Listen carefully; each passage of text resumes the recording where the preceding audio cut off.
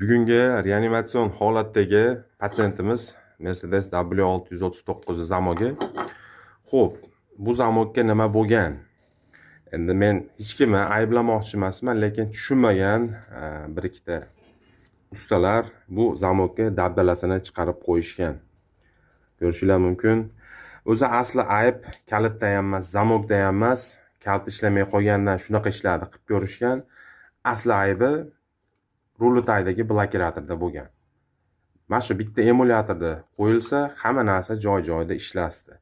Lekin buni kalit solgan, kalit buralmaganda ayb mana shu joydan deb turib, birinchi ichiga moy quyib ko'rishgan, ishlab ketarmikin deb.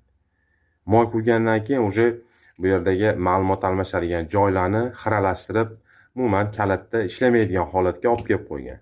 Undan keyin yana ochilmaganda bu yerda solenoid bor, mana shu solenoidni chiqarib ko'tarib qo'yamiz deb harakat qilishgan, lekin holat juda ham achinarli. Bu yerdagi knopkalarni, doroshkalarni ancha holatini yomon holatga olib kelib qo'yishgan.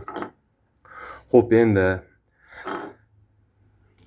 boshqa joylarini tegmagan deb umid qilamiz. Albatta buni восстановление qilib berishga harakat qilamiz. Inshaalloh rezultatini oxirida ishlayotgan holatini ko'rsataman. Imkoniyat darajasida tushunadigan, biladigan ustalarga ko'rsatinglar. Mana shunaqa egasini ortiqcha pulga tushirib qo'yadi. Bu zamoklar ham hozir $100 dan $200 oralig'ida turadi. Kuzatishda davom etinglar, rezultati oxirida ko'rsatiladi.